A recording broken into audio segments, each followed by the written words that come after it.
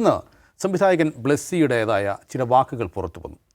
അത് അദ്ദേഹം പറയുന്നത്, അദ്ദേഹത്തിന് ഇസ്രായേൽ നടക്കുന്ന ഒരു ഫിലിം ഫെസ്റ്റിവലിലേക്ക് ക്ഷണം ലഭിച്ചു, പക്ഷേ അവിടേക്ക് ഞാൻ പോകുന്നില്ല, അദ്ദേഹം ഗസയിലെ കുഞ്ഞുങ്ങളെ ഓർത്താണ് അങ്ങോട്ടേക്ക് പോകാത്തത് എന്ന് പറയുകയുണ്ടായി.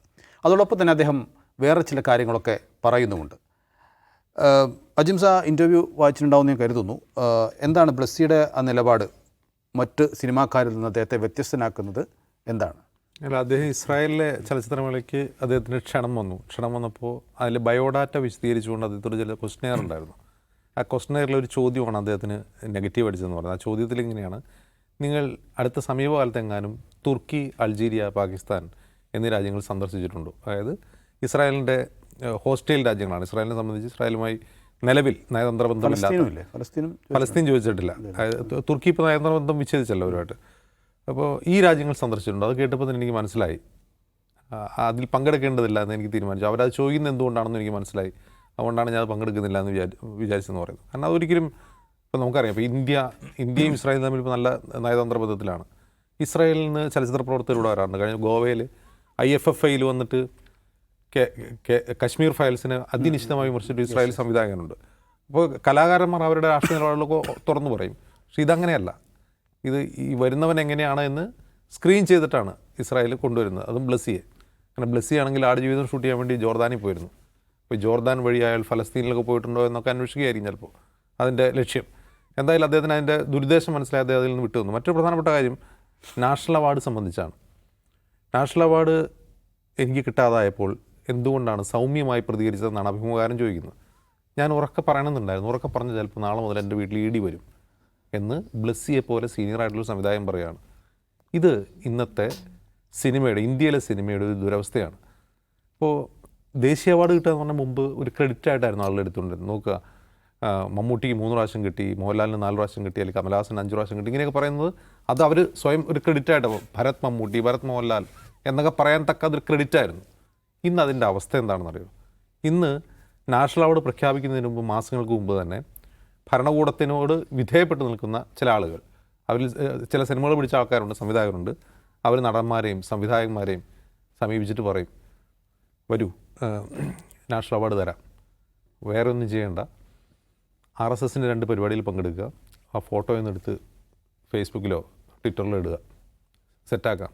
അങ്ങനെ മലയാളത്തിൽ വളരെ പ്രധാനപ്പെട്ട ഒരു നടനോട് വേറൊരു സിനിമയുടെ സംവിധായകൻ പോയി പറഞ്ഞു.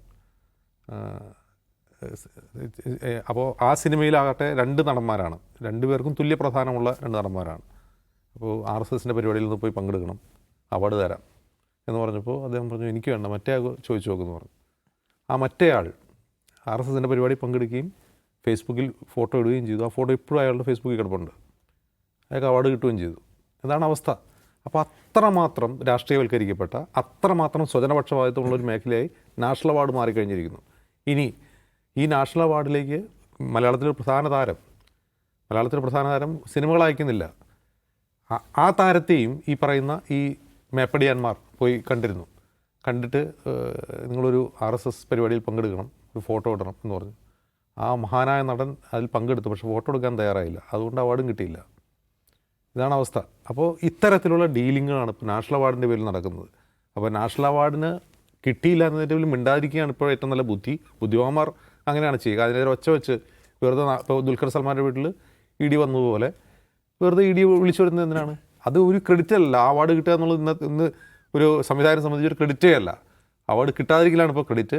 കിട്ടുന്ന അവാർഡ് ആർക്കൊക്കെയാണ് കിട്ടുന്നത് നമ്മൾ നോക്കിയാൽ മതി. കഴിഞ്ഞൊരു 10 വർഷത്തെ ലിസ്റ്റ് എടുത്ത് നോക്കിക്കഴിഞ്ഞാൽ അവാർഡ് മേടിക്കുന്നതിൽ എന്തെങ്കിലും മേന്മയുണ്ടോ, അതൊരു ക്രെഡിറ്റ് ആണോ എന്ന് ഓരോരുത്തർ ചിന്തിക്കുക. അപ്പോൾ വളരെ ബുദ്ധിപരമായ തീരുമാനമാണ് ബ്ലെസ്സി എടുത്തതെന്നാണ് എനിക്ക് തോന്നുന്നത്. ഈ രാഷ്ട്രീയക്കാരുടെ കാര്യത്തിൽ നമുക്ക് EDയുടെ കാര്യം അറിയാലോ. ചില പ്രസ്ഥാനങ്ങളുടെ നേതാക്കന്മാരുടെ വീടുകളിലേക്ക് ED വരുന്നുള്ളൂ. സിനിമയിലും അങ്ങനെ ചില ആളുകളുടെ വീടുകളിലേക്ക് ED വരുന്നുള്ളൂ. എന്ന് വെച്ചാൽ എന്നാൽ സിനിമ, നമ്മളെപ്പോഴും പറയാറുള്ള കാര്യമില്ല, സിനിമ എന്ന് പറഞ്ഞാൽ സംഘപരിവാറിന് അവരുടെ രാഷ്ട്ര ആശയം, മതരാഷ്ട്ര ആശയത്തെ വേര് പിടിപ്പിക്കാനുള്ള ഏറ്റവും പോപ്പുലർ ആയിട്ടുള്ള ഒരു ഉപാധിയാണ് സിനിമ. അപ്പോൾ അവരതിനെ പ്രയോജനപ്പെടുത്താൻ പല വഴിക്ക് ശ്രമിക്കുന്നുണ്ട്. നിങ്ങൾക്ക് വേണേൽ എൻ്റെ കൂടെ നിൽക്കാം, അല്ലെങ്കിൽ നിങ്ങൾക്ക് നിശബ്ദമായിരിക്കാം, നിങ്ങൾക്ക് ആർക്കും ഒരു ഡിസ്റ്റർബൻസും ഇല്ലാത്ത, ഒരു രാഷ്ട്രീയം പറയാത്ത വേണമല്ല കുടുംബ സിനിമ വെള്ളം എടുത്തോ. അല്ലാതെ നിങ്ങൾ സാമൂഹിക പ്രതിഫലനമാണ് നിങ്ങൾ ഉദ്ദേശിക്കുന്നത്, രാഷ്ട്രീയ പ്രതിഫലനം നിങ്ങളുടെ സിനിമയിലുണ്ടാണെന്നൊക്കെ നിങ്ങൾ വിചാരിച്ചാൽ അത് സംഘപരിവാറിന് രാഷ്ട്രീയമുണ്ട്, അത് വേണേൽ പ്രതിഫലിപ്പിക്കാം. അതല്ലാതെ വേറെ എന്തെങ്കിലുമൊക്കെ പറയാനുള്ള ശ്രമം നിങ്ങൾക്ക് ഉദ്ദേശം ഉണ്ടെങ്കിൽ ഇനിയിപ്പോൾ അവിടെ സിനിമയ്ക്കകത്ത് വേണ്ട, സിനിമയ്ക്ക് പുറത്തും നിങ്ങൾക്ക് പൊസിഷൻ എടുക്കുക. ഏതെങ്കിലും വിഷയത്തിൽ രാജ്യത്ത് നടക്കുന്നതിൽ അനീതിയെക്കുറിച്ച് സംസാരിക്കുക, അല്ലെങ്കിൽ ഏതെങ്കിലും തരത്തിലുള്ള രാഷ്ട്രീയ പ്രശ്നത്തിൽ നിങ്ങൾ കമൻറ്റ് ചെയ്യുക എന്നൊക്കെ വന്നു കഴിഞ്ഞാൽ നിങ്ങൾ ബുദ്ധിമുട്ടും. അതൊരു യാഥാർത്ഥ്യമാണ്. അതിപ്പോൾ ബ്ലസ്സി തുറന്നു പറഞ്ഞു. നമ്മൾ മനസ്സിലാക്കണ്ടായിരുന്നു. നമ്മളിവിടെ നിന്ന് പലപ്പോഴും സിനിമക്കാരുടെ ആ ദുര്യോഗത്തെക്കുറിച്ച് സംസാരിച്ചിട്ടുണ്ട്.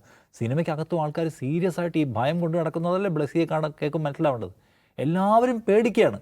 മിണ്ടിപ്പോയാൽ നിങ്ങൾ ബുദ്ധിമുട്ടെന്നുള്ള ഭയമായിട്ടാണ് ആ ഇൻഡസ്ട്രി മുന്നോട്ട് പോകുന്നതെന്നുള്ളത് എന്തുമാത്രം സങ്കടകരമായ കാര്യമാണ്. അപ്പോൾ ഒരു കാര്യം എനിക്ക് പറയാൻ തോന്നുന്നത്, നിങ്ങൾ എത്ര കാലം നിങ്ങൾ നിശബ്ദരായിരിക്കും? നിങ്ങൾ ഇങ്ങനെ സർക്കാരിനെ സൂചിപ്പിക്കുന്ന കണ്ടന്റ് മാത്രം എടുത്ത് എത്ര കാലം പണം എടുക്കും?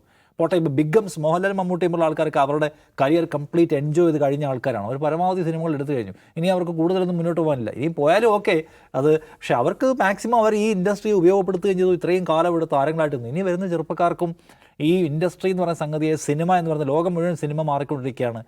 തമിഴ്നാട്ടിലടക്കം നോക്കൂ, ഇന്ത്യയിൽ പല സംസ്ഥാനങ്ങളിലും സിനിമ എന്തുമാത്രം വിപ്ലവകരമായ ചേഞ്ചസ് എടുക്കുന്നു നോക്കണം. ഇങ്ങനെ ഭയപ്പെട്ട് സിനിമ ചെയ്യാൻ പറ്റും ഇത്രയും കാലം? അപ്പോൾ ഇത് ഒരു പ്രധാനപ്പെട്ട പ്രതിരോധത്തിൻ്റെ മാർഗ്ഗമാണ്, രാഷ്ട്രീയ പ്രതിരോധത്തിൻ്റെ മാർഗ്ഗമാണ്, വിപ്ലവത്തിൻ്റെ മാർഗ്ഗമാണ്. അപ്പോൾ നിങ്ങൾ സംസാരിക്കാതിരുന്നാൽ ശരിയാണ്, നിങ്ങൾക്ക് എത്ര കാലം കംഫർട്ടബിളായിട്ട് പോകാൻ പറ്റും? അപ്പോൾ ഇത് നിങ്ങളൊരു കുഴപ്പത്തിലാണെന്ന് എല്ലാവർക്കും മനസ്സിലാക്കാനുള്ള സന്ദർഭമാണ്. സംസാരിക്കേണ്ട സന്ദർഭത്തിൽ സംസാരിക്കണം. സംസാരിച്ചിട്ടില്ല എങ്കിലും നിങ്ങൾക്ക് രക്ഷപ്പെട്ട് കളയാം, നിങ്ങളെ ആരും ഒന്നും ചെയ്യില്ല എന്നും വിചാരിക്കേണ്ട. ഒരു പ്രത്യയശാസ്ത്രം എന്ന് പറയുന്നത് നമുക്കറിയാം. ഇന്ത്യ ഭരിക്കുന്ന പ്രത്യയശാസ്ത്രം എന്ന് പറഞ്ഞാൽ നിശബ്ദരായിരിക്കുന്ന മനുഷ്യരെ വിട്ടുകളയുന്ന പ്രത്യയശാസ്ത്രമൊന്നുമല്ല. അത് നിങ്ങളുടെ ഐഡൻറ്റിറ്റി എന്താണ്, നിങ്ങൾ നിൽക്കുന്ന സ്ഥലം ഏതാണ്, നിങ്ങളുടെ ദേശം ഏതാണ്, നിങ്ങളുടെ പേരെന്താണ് എന്നൊക്കെ നോക്കി നിങ്ങളെ ആക്രമിക്കാം. നിങ്ങൾക്കൊരു മിണ്ടാതിരുന്നുകൊണ്ട് നിങ്ങൾക്ക് അവാർഡ് കിട്ടാനോ ആദരിക്കപ്പെടാനൊന്നും പോകുന്നില്ല. അപ്പോൾ നിങ്ങൾ നിൽക്കുന്ന സിറ്റുവേഷൻ എന്താണെന്നും അതിലെ അപകടം എന്താണെന്നും നിങ്ങൾക്ക് ആഴത്തിൽ മനസ്സിലാക്കാനുള്ള സന്ദർഭമാണ്. അതിനകത്ത് നിങ്ങൾക്ക് വേണമെങ്കിൽ ഒരു കുറച്ചുകൂടി ധീരമായ സ്റ്റെപ്പ് എടുക്കാം, കുറച്ചുകൂടി ഉറക്കെ സംസാരിക്കുക എന്നുള്ളതാണ് പ്രധാനപ്പെട്ട ബാധ്യത. ആൾക്കാർ എപ്പോഴും പറയില്ല, തെറ്റ് ചെയ്യുന്ന മനുഷ്യരെക്കാൾ സമൂഹത്തിന് ദ്രോഹം ഉണ്ടാക്കുന്നത് തെറ്റ് കണ്ടിട്ടും നിശബ്ദരായിരിക്കുന്ന നല്ല മനുഷ്യരാണ് എന്ന് പറയുമല്ലോ. അതുപോലെ സിനിമ ഒരു രാഷ്ട്രീയ ഗതിമാറ്റത്തിൻ്റെ ഒരു പ്രധാനപ്പെട്ട മേഖലയാണ്, അല്ലെങ്കിൽ അത്രയും വലിയ പ്രചോദനം കൊടുക്കുന്ന സ്ഥലമാണ്. അതിനെ നിങ്ങളെല്ലാവരും കൂടി ഇങ്ങനെ കുഴിച്ചിടരുതെന്നാണ് എനിക്ക് അവരോട് പറയാനുള്ള കാര്യം. കുറച്ചുകൂടി ശബ്ദിക്കാം. അങ്ങനെ നമ്മൾ മൊത്തത്തിൽ തീർന്നു പോയിട്ടൊന്നുമില്ലല്ലോ. അപ്പോൾ അതിൻ്റെ സാധ്യതയെ പ്രയോജനപ്പെടുത്താൻ സിനിമക്കാർ തയ്യാറാവണം. ഇങ്ങനെ ഭയപ്പെട്ടാൽ എത്ര കാലം നമുക്ക് ഇതിൻ്റെ അവസാനം കാണേണ്ടി വരും. സോ കുറച്ചുകൂടി ബ്രേവ് ആവുമെന്ന് ഞാൻ പറയാം. യെസ്, ഈ സെൻസറിങ്ങും വേട്ടയാടലുമൊക്കെ ഭയന്നുകൊണ്ട് എല്ലാ സിനിമക്കാരും സ്വയം സെൻസേർഡായി പോകുന്ന അവസ്ഥയിലേക്ക് കാര്യങ്ങൾ എത്തുന്നു എന്നൊക്കെ ഒരു സംവിധായകൻ കഴിഞ്ഞ ദിവസം പറഞ്ഞത് ഓർക്കുകയാണ്.